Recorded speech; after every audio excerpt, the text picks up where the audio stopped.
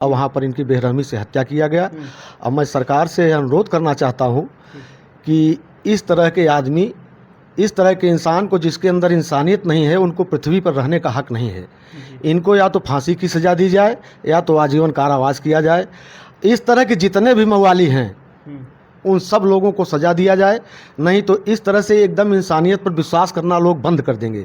कोई अपने भाई पर विश्वास नहीं करेगा, अपने बेटे पर विश्वास नहीं करेगा, अपने चाचा पर विश्वास नहीं करेगा, किसी पर कोई विश्वास नहीं करेगा। अंत इसका बहुत खराब होगा। ये सब हत्यारे पहले के हत्यारों में, अब के हत्यारों में पहले दुश्मनी पटीती थी, सामने से वार होता था। ये सब चोर चकार हैं। ये कोई इनके दिमाग को क्या कहा जाए, इनको तो सीधा बूटी बूटी काट के फेंकना चाहिए। इनको धरती पर जिंदा रहने का हक नहीं है। इस तरह के आदमी को बिल्कुल चलना चाहिए। लेकिन बुलडोजर माँ बाप क्या किए हैं, वो रहते हैं उस घर में, साले तो रहते भी नहीं, वो तो रहते भी नहीं। और इनके दोस्त की सज़ा माँ बाप को नहीं मिलनी चाहिए। हमारे कहने का मतलब नहीं चलना चाहिए, नहीं चलना चाहिए। इनको जो सज़ा है वही फांसी की सज़ा हो, बस मैं यही चाहता हूँ। थोड़ा से हाँ, पुलिस ने उसको बरामद किया तब हमको पता चला कि उसको हथौड़ा से मारा था। कितनी बेरहमी से आपके दामाद को मारा गया? बहुत ज़्यादा बेरहमी से मारा गया। सारी चोटें सर में, वो भी हथौड़े से, बहुत बेरहमी से मारा गया। ऐसे आदमी को आजीवन कारावास या तो फांसी की सज़ा होनी चाहिए। और मैं सरकार से बार बार अनुरोध करता हूँ कि अपराधियों के ऊपर लगाम लगाई जाए। हमारे यहाँ तो फिर भी ठीक है, इंस्पेक्टर करछना ने जो मदद की हमारी, मैं उनका बहुत तारीफ करता हूँ। धीरज मिश्रा जो कि सीधी मध्य प्रदेश के रहने वाले थे, अशोक गौतम के दामाद थे, और आज एक हत्यारे ने इनके दामाद को छीन लिया। वो भी दामाद जो जिसको मारा है, उसका जो हत्यारा है उसका नाम विपिन मिश्रा है। आइए हम बात करते हैं कि अशोक गौतम जी हैं, बहुत ही प्रतिष्ठित आदमी हैं। आज इनके दामाद को जिस बेरहमी से मारकर सूखे नहर में फेंक दिया था, कितनी शर्म की बात है। किसी को देखा नहीं जा रहा। अगर किसी का दामाद अगर खाते पहनते अगर आता है तो उनको आंखों में जलन महसूस होती है। आज वैसे इनके दामाद के साथ हुआ। कपड़ा पहनकर बढ़िया सूट बूट सच के आता था, और उस हत्यारे को मैं क्या कहूँ जो विपिन मिश्रा था। आइए हम बात करते हैं, क्या नाम है आपका? अशोक गौतम। अशोक गौतम जी, ये बताइए आपके दामाद को किसने मारा है? विपिन मिश्रा। अच्छा, ये कैसे पता चला कि आपके दामाद को विपिन मिश्रा ने मारा है? ये हत्या करने के बाद हर जगह निमंत्रण कर रहा था। वो मोबाइल लेकर के घूम रहा था। मोबाइल उसको घोड़ेडीह नहर में फेंका। जब पुलिस ने इसको पकड़ा, जब इसने मोबाइल को बरामद कर दिया पानी में, तब हम समझ गए कि इसने मर्डर किया है। नहीं, इसके पहले हमको मतलब ये विश्वास नहीं था कि ये कभी मर्डर कर सकता है। अच्छा, क्या रंजिश हो सकती है कि आपके दामाद को क्यों मारा? आखिर उसकी वजह क्या हो सकती है? आज तक रंजिश हम नहीं समझ पाए कि रंजिश क्या थी। इनका एक भाई गायब है जिसका नाम है अविनाश मिश्रा। लगभग 8-9 महीने से वो कहीं पूरे क्षेत्र में पता कर लीजिए, कहीं उसका पता नहीं था कि वो यहाँ रहता है। एकाएक वो गायब हो गया। जब बाढ़ आई तो ये हुआ कि कोई उसके साथ अनहोनी घटना तो नहीं घट गई। इसके बाद अभी तक कोई पता उसका नहीं चला था। और बाद में पता लगा कि हमारे दामाद से वो बात करता था बराबर, और उनको मना किया था कि आप किसी से बताएंगे नहीं। उनसे लेन देन भी करता था, और उसी के कहने पर जो है ये पैसा लेने के लिए गए, और वहाँ पर इनकी बेरहमी से हत्या किया गया। अब मैं सरकार से अनुरोध करना चाहता हूँ कि इस तरह के आदमी, इस तरह के इंसान को जिसके अंदर इंसानियत नहीं है, उनको पृथ्वी पर रहने का हक नहीं है। इनको या तो फांसी की सज़ा दी जाए या तो आजीवन कारावास किया जाए।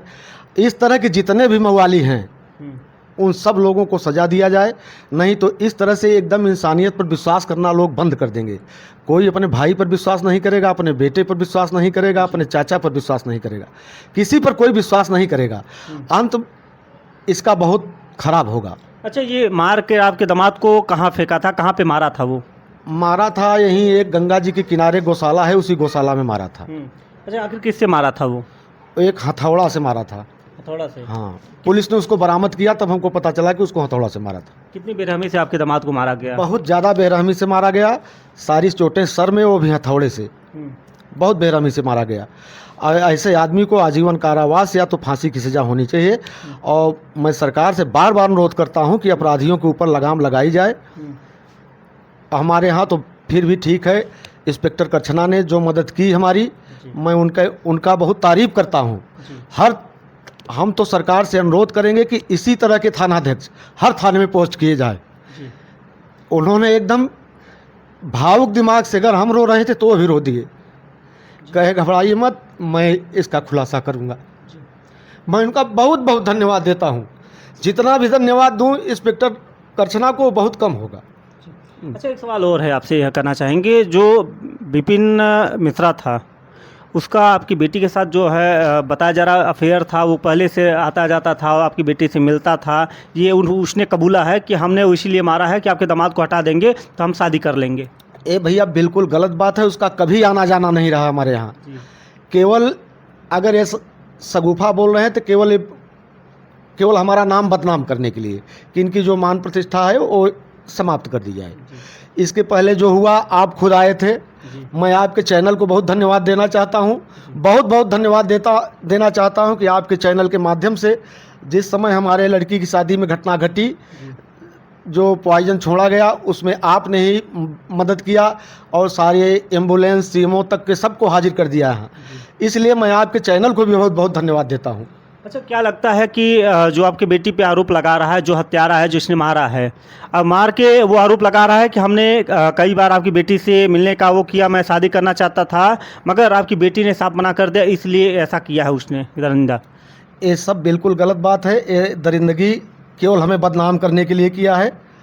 और हमारे दामाद को ये जीजा कहता, इतना मानता था, इतना उनको लगता था कि हमारी बड़ी इज्जत कर रहा है, इसलिए उससे बात करते थे। उससे जो बात करते थे हम लोग उससे छिपा जाते थे, बताते नहीं थे। देखिए, जो हत्यारा था उसने कबूला भी है, कहा कि मैं एक तरफा प्यार करता था इनकी बेटी से, और इनकी बेटी ने जब मना कर दिया शादी करने से, इसीलिए मैं उसको इस अंजाम दिया हूं कि उनके पति को हटा दूंगा रास्ते से, फिर उसके बाद मैं शादी कर लूँगा। आखिर ये मामला इनकी इज्जत को तार तार करने के लिए ऐसा किया गया होगा, क्योंकि जो हत्यारा है वो कबूल रहा है, कह रहा है कि आखिर इसके पीछे क्या राज हो सकते हैं, क्योंकि ये प्रतिष्ठित आदमी है, इनका नाम सम्मान पूरे क्षेत्र में है। आखिर इन्होंने ज़मीनी स्तर के नेता हैं, आज से नहीं हैं, मगर बहुत अच्छा। क्या कहेंगे ऐसे हत्यारों को जो है आज आपकी बेटी के साथ किए हैं, कल किसी और बेटी के साथ करेंगे? इनको फांसी की सज़ा होनी चाहिए, फांसी की सज़ा होनी चाहिए। और कभी इनको जेल से ऐसे आदमियों को छोड़ना नहीं चाहिए। सरकार को इनके ऊपर विशेष निगरानी रखें। योगी जी की सरकार है, डबल इंजन की सरकार है, कहते हैं गुंडा माफिया जितने हत्यारे हैं सब बिलों में छुप गए, मगर आज ऐसे हत्यारे क्यों घूम रहे हैं? ये सब हत्यारे पहले के हत्यारों में, अब के हत्यारों में पहले दुश्मनी पटीती थी, सामने से वार होता था। ये सब चोर चकार हैं। ये इनके दिमाग को क्या कहा जाए, इनको तो सीधा बूटी बूटी काट के फेंकना चाहिए। इनको धरती पर जिंदा रहने का हक नहीं है इस तरह के आदमी को। अच्छा, विपिन मिश्रा कैसा आदमी था वो?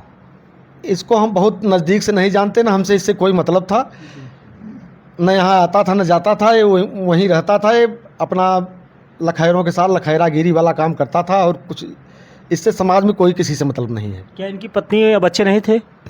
पत्नी थी, बच्ची है एक, तो ये औरत छोड़ दिया है अपनी। आखिर ऐसा क्यों किया? मतलब अपनी पत्नी को छोड़कर किसी और पे बुरी नज़र डालना, ये क्या बात सही है? अब इसकी नीयत जाने भैया, अब इसके लिए क्या कहा जाए। इससे हम लोगों से कोई मतलब नहीं थी, इससे बोलचाल भी हम लोगों का नहीं था, कोई मतलब भी नहीं था इससे। अच्छा, आपके साथ टाल मटोल भी कर रहा था, मतलब खोजने में भी ये हाथ दे रहा था कि हमने नहीं मारा, कबूल रहा था, ऐसा बता रहे हैं लोग? नहीं, इससे हमसे उसके पहले कोई बात ही नहीं हुई। इस पे नज़र भी नहीं जा रही थी कि ये ऐसा कर भी सकता है। मतलब एकदम सीधा स्वभाव बन रहा था। सीधा स्वभाव का तो नहीं है, लेकिन ये कि इन लोगों पे नज़र जा ही नहीं रही थी हमारी किसी तरह से कि ये ऐसा काम भी कर सकते हैं लोग। आखिर दामाद क्या बोल के गया था घर पे? यहाँ से बोल के गए कि बस 5 मिनट में आ रहे हैं, यही बोल के गए। तो मतलब वापस नहीं आए? वापस नहीं आए, वापस केवल उनका बॉडी आया। बॉडी आया। देखिए, जो विपिन मिश्रा है वो एक नंबर का, लोग बता रहे हैं, गांव में भी चर्चा है कि एक नंबर का मक्कार और चापलूस आदमी था। किसी की बहन बेटी को नहीं पहचानता था कि वो हमारी बहन बेटी है। आज क्षेत्र में उसके नाम को अगर ले लिया जाए तो लोग उसको गाली दे रहे हैं ना? बिल्कुल, सब गाली दे रहे हैं, पूरा परिवार गाली दे रहा है उसका। पूरा परिवार गाली दे रहा है, खुद उनके घर के सब सगे लोग गाली दे रहे हैं। अच्छा, उसके माता पिता क्या बोल रहे हैं? माता पिता भी दुखी हैं कि ऐसी औलाद उत्पन्न करके हम, जब हमारी उम्र बुढ़ाई की आई तो इन्हीं लोगों के ऊपर भरोसा था हमारे लाठी बनेंगे, लेकिन बाप माँ को भी धोखा दे दिए ये लोग, धोखा दे दिए। तो जब माँ बाप के आंखों के सामने ऐसा हो जाता है तो माँ बाप रूठ अब जाते हैं। समझ लीजिए क्या करेंगे, वो लोग तो रो रहे हैं भैया। देखिए खून के आंसू रो रहे हैं उनके माता पिता। आप कह रहे हैं कि हम ऐसी औलाद पैदा कर कर आज वो पछता रहे हैं। आखिर माँ बाप के परवरिश में कौन सी ऐसी कमी रह गई थी कि आज विपिन मिश्रा ने ऐसा गंदा काम किया। आज धीरज मिश्रा को मारकर क्या साबित करना चाहता था वो? आखिर इनके मान सम्मान के साथ क्यों खिलवाड़ किया? आखिर पकड़ा नहीं जाता तो ये सच राज छुपा रह जाता। छुपा रह जाता भैया। इंस्पेक्टर साहब को फिर धन्यवाद देता हूँ कि उन्होंने इतनी लगन करके, इतनी मेहनत करके इस केस को हासिल किया कि शायद दूसरा कोई इंस्पेक्टर होता तो फाइल बंद कर देता। फाइल बंद कर देता। पोस्टमार्टम जिस तरह से बनी उसमें क्या है कि कहीं एक्सीडेंट, कहीं क्या क्या दिखाया गया, इस तरह से दूसरा कोई इंस्पेक्टर होता तो फाइल बंद कर देता। मैं इंस्पेक्टर करछना को चाहता हूँ कि इनको राष्ट्रपति से पुरस्कार दिया जाए। जी जी ये पुरस्कार के काबिल हैं, बहुत ही बधाई के पात्र हैं। जी। चलिए, और विपिन मिश्रा को ये कह रहे हैं कि फांसी की सज़ा होनी चाहिए या तो उनको आजीवन कारावास होना चाहिए। क्या ऐसे लोगों के घर में बुलडोजर चलना चाहिए? बिल्कुल चलना चाहिए, लेकिन बुलडोजर माँ बाप क्या किए हैं? वो रहते हैं उस घर में, साले तो रहते भी नहीं, वो तो रहते भी नहीं। और इनके दोष की सज़ा माँ बाप को नहीं मिलनी चाहिए, हमारे कहने का मतलब। बुलडोजर नहीं चलना चाहिए। नहीं चलना चाहिए। इनको जो सज़ा है वही फांसी की सज़ा हो, बस मैं यही चाहता हूँ। चलिए, आज अशोक गौतम दोषी नहीं है, माँ बाप तो रो रहे हैं। आज अशोक गौतम जी ने बहुत अच्छी बात बोली है। और आप लोग कमेंट करके बताइएगा कि ऐसे हत्यारों को कौन सी सज़ा होनी चाहिए। क्या योगी जी का, क्या हंटर इनके ऊपर चलना चाहिए या नहीं चलना चाहिए? बहुत बहुत धन्यवाद।